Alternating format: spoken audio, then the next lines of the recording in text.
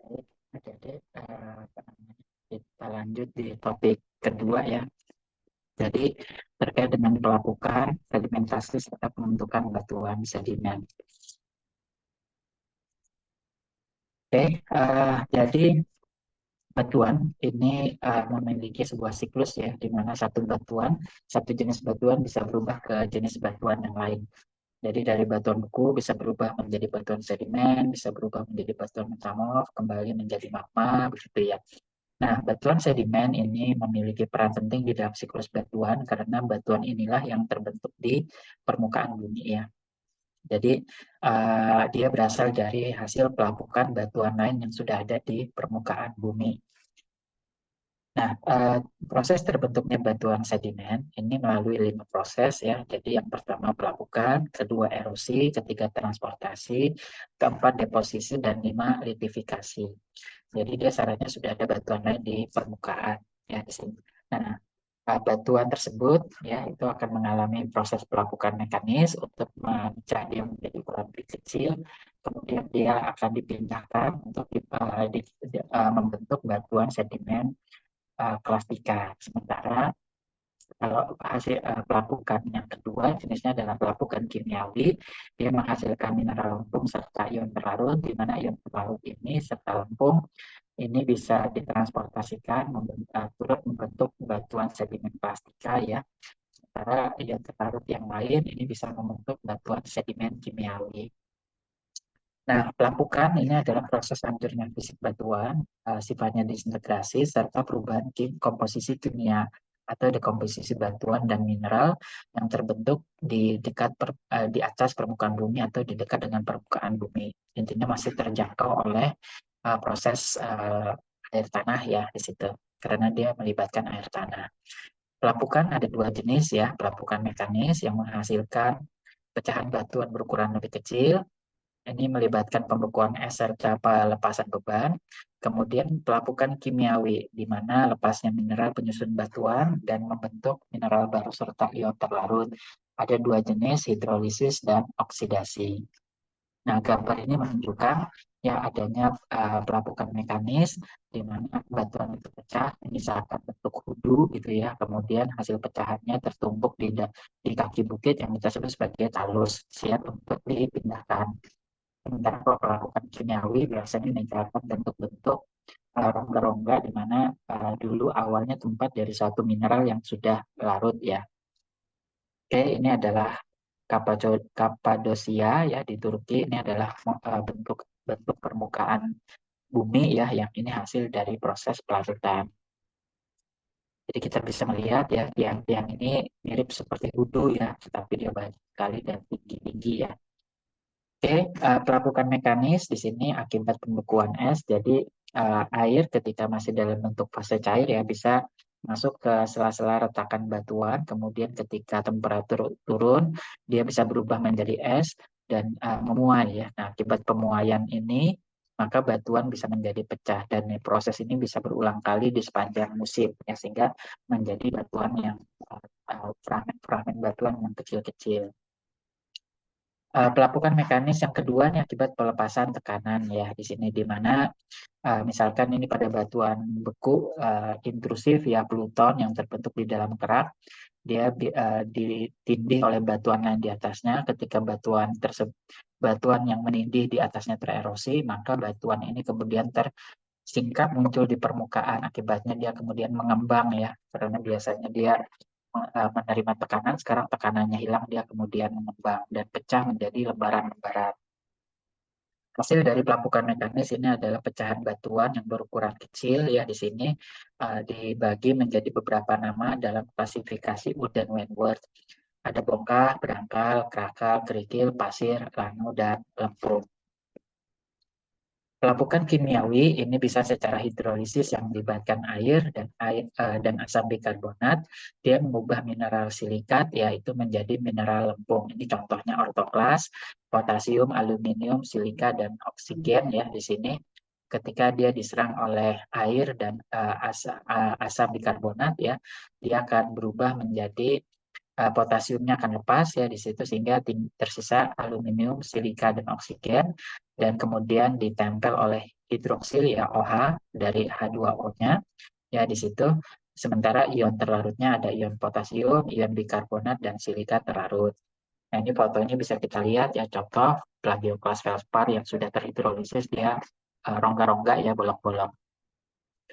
Oksidasi ini salah satu pelapukan kimiawi yang melibatkan oksigen, biasanya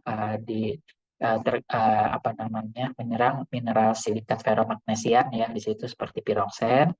Ya di sini di mana ketika dia terkena oksigen, maka FeSiO3 ini itu akan melepaskan SiO-nya ya, kemudian menerima oksigen baru dari H2O sehingga berubah menjadi Fe2O3 atau oksida besi ya, hematit. Nah, ini biasanya warna produknya ini seperti warna karat ya.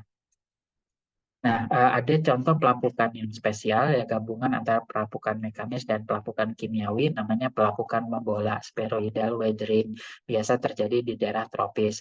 Pertama kali batuan harus dipecahkan secara mekanis ya.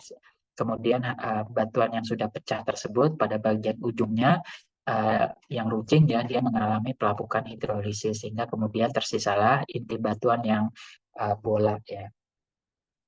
Nah, kalau kita lihat ya, pelapukan kimiawi ini sangat berperan ya untuk lebih cepat melakukan batuan dibandingkan pelapukan mekanis, sehingga curah hujan ini menjadi penting. Jadi pada daerah tropis tingkat pelapukan menjadi sangat tinggi ya, di mana curah hujan bisa mencapai 200 cm per tahun dibandingkan daerah kering ya, di mana pelapukan yang terjadi adalah pelapukan mekanis saja. Nah, pelapukan bisa turut di dalam perubahan iklim, di mana pelapukan batuan ini akan mengambil karbon dioksida dari udara, sehingga bisa menurunkan temperatur bumi ya. Kenapa karbon dioksida diperlukan? Karena untuk hidrolisis, ya dia memerlukan karbon dioksida. Nah, hasil pelapukan ini apabila dia terkena oleh air tanah, ya dia akan tercuci. Nah, sehingga hasil lapukan tadi, sedimen hasil pelapukan tadi berubah menjadi tanah. Ya, prosesnya kita sebut sebagai proses pembentukan tanah atau pedal genesis, di mana sedimen-sedimen tadi akan memiliki beberapa lapisan yang menunjukkan interaksi air tanah. Biasanya paling atas, ini adalah lapisan humus, di mana material organik hasil dari pelapukan tumbuhan itu akan menutupi hasil sedimen tadi ya. Sementara di bawahnya ini ada sedimen yang sudah tercuci oleh air tanah, disebut sebagai zona pencucian, dan lempung serta ion terlarut yang dicuci tadi dari zona pencucian ini akan dikumpulkan di lapisan bawahnya, disebut sebagai zona akumulasi. Nah, di bawah zona akumulasi ini adalah batuan yang mengalami pelapukan. Nah, iklim ini berperan penting ya, dan juga tumbuhan ya. Ini kalau kita lihat ya, karena dia perlu air kan ya untuk hidrolisis. Jadi di daerah tropis tanah itu akan tebal dibandingkan dengan gurun ya, tidak ada air hujan, hanya pelapukan mekanis. Di daerah iklim sedang ya, di sini masih ada hujan ya, itu masih cukup tebal soilnya dibandingkan dengan daerah kutub ya, yang itu hanya ada pelapukan mekanis. Vegetasi juga penting ya untuk mempertebal tanah, karena vegetasi ini akar tanamannya membantu mempercepat retaknya batuan, mikroba dan cacing ini akan yang banyak di akar pepohonan ini akan melepaskan karbon dioksida yang nanti bersama-sama dengan air tanah akan membentuk asam bikarbonat, mempercepat proses pelapukan hidrolisis. Nah, hasil sedimen tadi, ya hasil pelapukan, sedimen maupun tanah, ini akan dierosi oleh air hujan. Pertama kali air hujan ini memercik tanah, mengambil butiran tanah, kemudian mereka bergerak bersama-sama di dalam lembaran-lembaran air ya, yang kita sebut sebagai sheet erosion. Kemudian lembaran-lembaran air ini bergabung menjadi alur-alur kecil, kita sebut sebagai ril. Alur-alur kecil ini kemudian bergabung membentuk guli atau parit yang kemudian bergabung ke sungai. Jadi urutan dari erosi oleh air hujan ini pertama kali splash erosion, baru kemudian sheet erosion, baru kemudian rill erosion, dilanjutkan gully erosion, baru kemudian dia masuk ke sungai dan dibawa menjauh. Nah, di dalam proses sungai membawa sedimen ini, itu kita sebut sebagai transportasi. Ya, seberapa jauh ini tergantung pada besarnya energi kinetik, energi gerak yang dimiliki oleh air tersebut. Air membawa sedimen dengan tiga cara: aliran dasar, di mana ini butiran sedimen ini yang berat dan besar ya, itu digerakkan di dasar sungai. Kemudian ada aliran mengambang, ini biasanya butiran sedimen yang kecil ya seperti lanau dan lempung. Dan aliran terlarut, ini biasanya dialami oleh ion-ion terlarut hasil pelapukan kimiawi. Nah, transportasi itu akan memindahkan sedimen ya, itu dari tempat dia lapuk, produk dari pelapukan ya, itu ke arah tempat di mana dia akan diendapkan atau dideposisikan. Nah, ini terjadi ketika energi kinetik media pembawa seperti sungai ini berkurang ya. Nah, ketika diendapkan itu biasanya sedimen-sedimen besar akan turun terlebih dahulu, baru kemudian disusul sedimen yang lebih kecil. Permukaan sedimen yang diendapkan tadi itu masih dipengaruhi oleh arus sehingga membentuk bentuk-bentuk khas yang kita sebut sebagai struktur sedimen. Seperti contohnya digambarkan di bawah ini adalah lumpur yang diendapkan ya di dasar sungai, kemudian ketika sungai ini surut, ini kita bisa melihat ya dia memiliki bentuk-bentuk yang kita sebut sebagai gelembur arus. Nah, sedimen yang sudah diendapkan ya ini kemudian akan berubah menjadi batuan sedimen dengan dua proses selanjutnya. Yang pertama dia harus dipadatkan dulu dengan dibebani oleh lapisan-lapisan sedimen yang lebih mudah di atasnya. Kemudian setelah dia mengalami pemadatan, dia harus disemen. Nah, yang menjadi semen ini adalah ion-ion terlarut hasil pelapukan kimiawi tadi. Ada semen eh, kalsium karbonat, ada semen silika, ada semen oksida besi ya di situ. Oke, kemudian kita punya batuan sedimen ya. Nah, penamaan batuan sedimen untuk sedimen plastik yang hasil dari apa namanya uh, pelapukan mekanis tadi, ya itu mengikuti ukuran butirnya ya, klasifikasi Uden Wentworth tadi. Kalau pasir disebut batu pasir, lanau disebut batu lanau, kalau lempung disebut batu lempung. Tapi kalau kerikil dan lebih besar, itu nggak bisa langsung disebut batu kerikil, nggak boleh ya. Dia harus dilihat dulu apakah kerikilnya itu runcing-runcing atau dia membundar. Kalau dia runcing-runcing, dia disebut breksi. Kalau dia membundar, kerikilnya disebut sebagai konglomerat. Kemudian sedimen juga yang hasil dari pelapukan kimiawi tadi juga bisa menjadi batuan ya, di mana dia disebut sebagai batuan sedimen kimiawi. Contohnya kalau semen kalsit itu membentuk batuan, dia akan disebut sebagai batu gamping. Yang silika itu akan membentuk rijang. Hasil evaporasi gipsum dan halit garam yaitu akan membentuk gipsum dan halit. Sementara material organik hasil dari sisa-sisa tumbuhan itu ketika mengalami litifikasi akan menjadi batu bara. Nah, tempat di mana batuan sedimen itu terbentuk, ini kita sebut sebagai lingkungan sedimentasi. Ya, jadi hasil di mana dia dipindahkan dari tempat dia uh, asal batuan asalnya yang lapuk ya, itu kemudian dia dipindahkan ke satu tempat di mana dia bisa mengalami kompaksi dan sementasi. Nah, tempat tersebut adalah lingkungan sedimentasi. Contoh pertama adalah gletser. Ini di mana es yang bergerak itu bisa memindahkan sedimen ya di situ sehingga kemudian tertumpuk menjadi satu.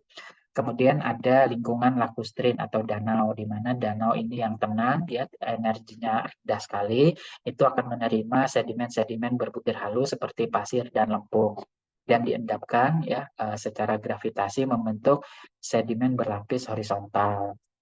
Kemudian daerah gurun ini di mana angin bergerak terus-menerus, ya pasir itu akan ditumpuk menjadi batu pasir yang berlapis-lapis dengan perlapisan yang menyerong ya di situ. Nah ini kita sebut sebagai batu pasir silang siul.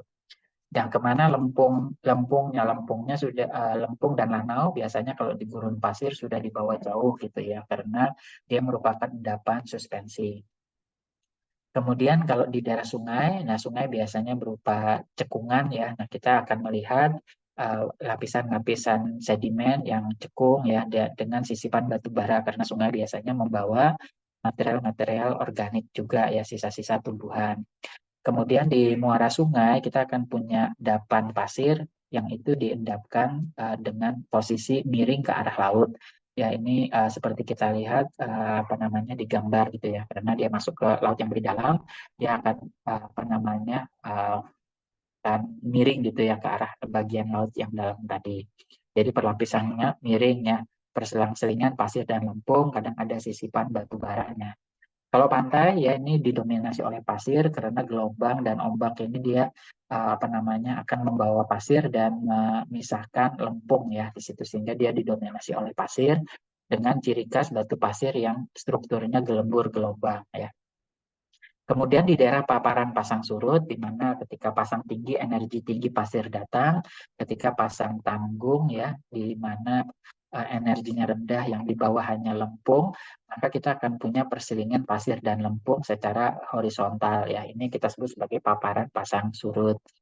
Kemudian pada paparan benua, ya, di sini uh, kita akan punya pasir-pasir yang digerakkan oleh gelombang pasang surut dan dia akan menghasilkan alur-alur di dasar laut ya yang disusun sepenuhnya oleh pasir. Sementara kalau di bagian yang laut dalam, ya di lereng-lereng benua yang dalam, kita akan punya sedimen-sedimen yang bergerak karena ditarik oleh gravitasi longsor ya di situ, sehingga kemudian ketika dia terendapkan dia akan mengatur dirinya sendiri ya ketika dia bergerak ke bawah ini kita sebut sebagai arus keruh ya atau arus turbit di mana terjadi pencampuran berbagai ukuran sedimen. Nah, ketika dia sampai ke dasar lereng samudra ya di lereng bawah laut dia kemudian akan mengendap, yang berat akan turun duluan, yang ringan akan belakangan sehingga dia akan menghasilkan struktur gradasi ya dari kasar menghalus ke arah atas. Terumbu karang ini terbentuk di lingkungan laut dangkal, di mana cahaya matahari dan nutrisi berlimpah, di mana hewan-hewan laut itu akan mengambil larutan CaCO3 dari air laut, ya, kemudian dia membentuk kerangka yang keras, yang kemudian ketika membatu dia disebut sebagai batu gamping. Nah, batuan sedimen ini juga bisa mengalami pelapukan erosi dan transportasi kembali gitu ya. Ini seperti contoh di Grand Canyon ya, ini batuan sedimen semua tapi dia sudah lapuk, sudah tererosi dan sudah tertransportasi dan menjadi batuan sedimen berikutnya di tempat yang berbeda. Ya, jadi dalam siklus batuan ya, batuan sedimen bisa berubah menjadi batuan sedimen lagi selama batuan sedimen ini masih di permukaan. Ya, dia pasti akan mengalami pelapukan, erosi dan transportasi. Baik, demikian mudah-mudahan apa namanya bermanfaat ya menjadi pencerahan bagaimana proses batuan sedimen terbentuk. Terima kasih.